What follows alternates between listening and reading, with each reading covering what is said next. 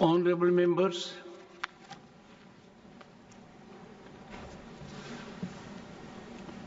I need to inform you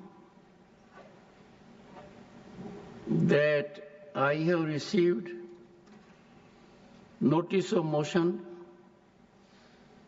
under Article 217, 1B, read with Article 218 and Article 124, Sub-Article 4 of the Constitution of India, along with Section 31B of the Judges Enquiry Act 1968, to constitute a statutory committee for removal of Justice Yashwant Verma, Judge of the High Court of Judicature at Rajasthan, at Allahabad. This has been received by me today. It is signed by more than 50 members of the Council of States, and thus it meets the numerical requirement of signing by members of Parliament for setting in motion a process for removal of a High Court judge. I direct the Secretary General to find out whether a similar motion has been moved in the House of People, the Lok Sabha, and this is being done for the purpose that under the Judges Enquiry Act 1968, the procedure is different if a motion is presented in one house or if the motion is presented on the same day in both the houses. If the motion is presented in the two houses on different dates, then the motion which is presented in the house first, that alone is taken into consideration, and the second motion gets non-jurisdictional. But if the motion is presented in both the houses on the same day, then the provisions are different. If the motion is presented only in one house, then the presiding officer of that house has the competence to consider the motion and either admit or reject it. But if a motion is presented on the same day in both the houses, then the provisions are different. Then the right of the Speaker or the Chairman to admit or reject the motion is not there. Then the motions become property of the House. I would invite your attention in that behalf to Section 3, Subsection 2 of the Judges Enquiry Act 1968.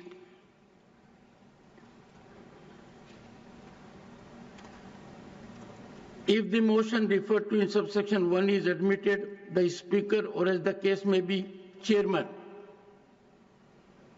shall keep the motion pending and constitute as soon as may be for the purpose of making an investigation into the grounds on which the removal of a judge is prayed for, a committee consisting of 3 members of whom one shall be chosen from among the Chief Justice and other judges of the Supreme Court, one shall be chosen from among the Chief Justices of the High Courts, and one shall be a person who is, in the opinion of the Speaker, or as the case may be, Chairman, a distinguished jurist.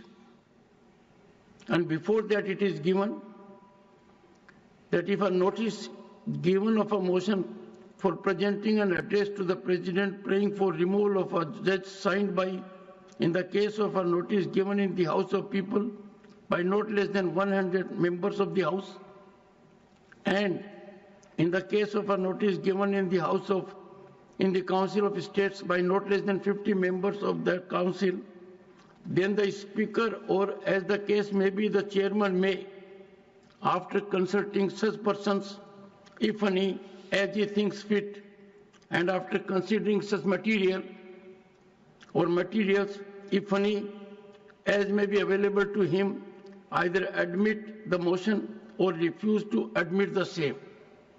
But coming to a motion that has been presented in both the houses on the same day, it says, provided that where notice of a motion referred to in subsection 1 are given on the same day in both the houses of Parliament,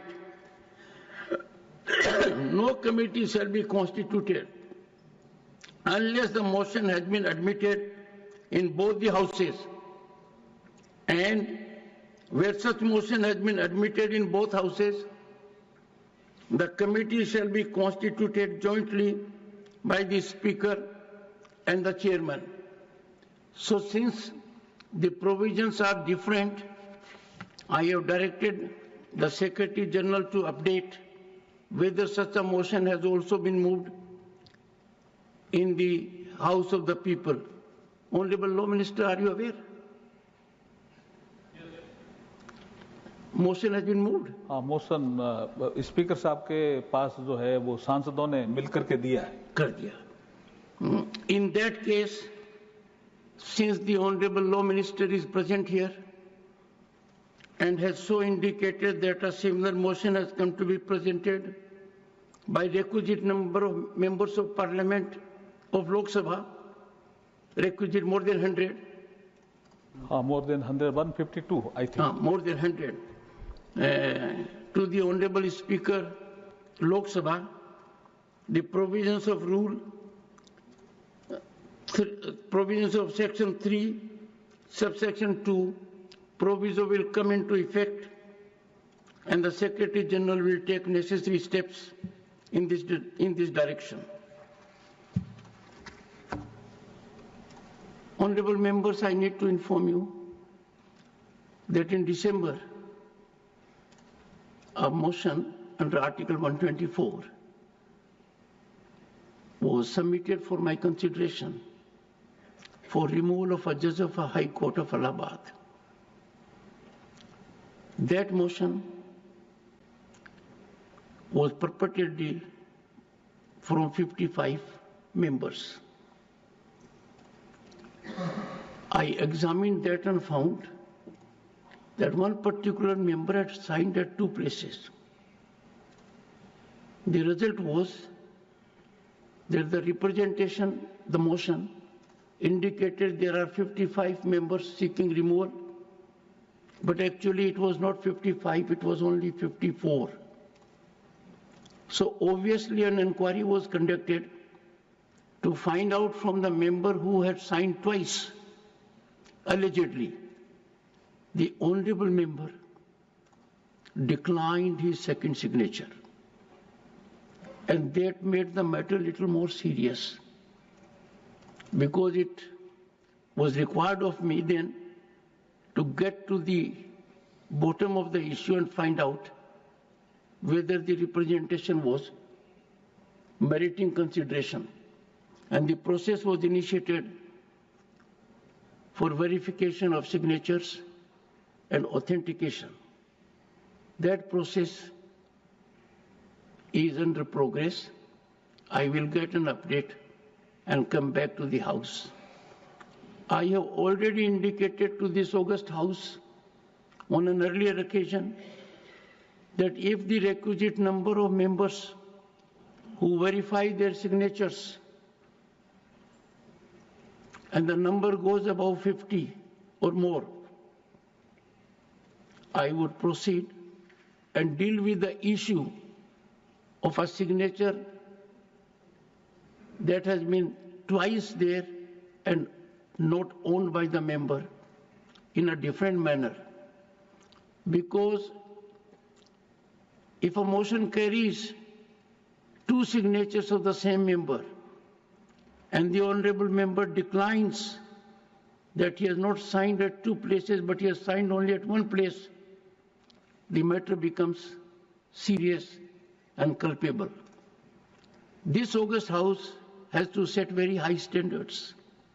If we do not live up to the highest expectations of the people, then we will be putting things under the carpet and not subjecting them to deep investigation. I will discuss with the floor leaders as to what steps this House needs to take with respect of such kinds of transgressions. I must also indicate to this august House that there was an occasion in this House where on seat number 222, a pad of ₹500 notes was found. What is more surprising and deeply concerning is not that a pad of notes was found, but no one has owned it. No one has claimed it. This is quite serious. I had asked the authorities to get into the matter seriously, but it appears now that the matter will have to be dealt with, and that too I will put before the floor leaders for further consideration and guidance. Dr. Sikandar Kumar, concern over increasing drug addiction in youth and its impact.